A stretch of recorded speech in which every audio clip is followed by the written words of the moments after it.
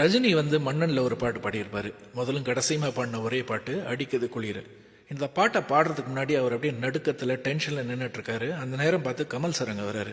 So Rajini நடுங்கிறத பார்த்த உடனே ரஜினிக்கு மோட்டிவேட் பண்ணி ராஜா கிட்ட ஈஸியாக பாடிலான்னு சொல்லி ராஜா சார் ஸ்டூடியோவில் கொண்டு போய் ரஜினியை பாட விட்டுட்டு வெளில வராங்கன்ற மாதிரியான ஒரு சுச்சுவேஷன் இருந்தால் அப்படி இருக்கும். Just for fun. என்னால் முடியாது, என்னால் முடியாது, எனக்கு பயம் இருக்கு, எனக்கு பயம் இருக்கு. என்ன ரஜினி, என்ன பயம், என்ன எதுக்கு?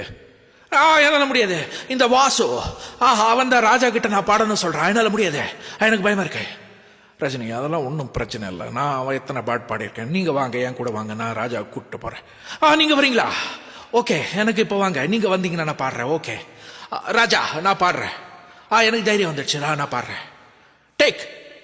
அடிக்குது குளிரு, என்ன மடக்குது தளிரு, முல்லை பூங்கொடி கொம்பை தேடுது, கொம்பை போல என் அன்பை தேடுது, வர வர வா கட்டி தங்கமே நீ கட்டழகு ராணி, அடிக்குது குளிரு.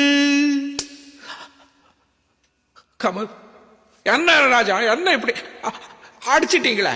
ரஜினி, நான் உங்களுக்காக தான் மோட்டிவேட் பண்ணி கூட்டிட்டு வந்தேன், இப்படி அடிச்சிட்டீங்களே. ரஜினி, நீங்க இன்னும் கொஞ்சம் நல்லா பாடிருக்கலாம். என்னாலே முடியல ரஜினி.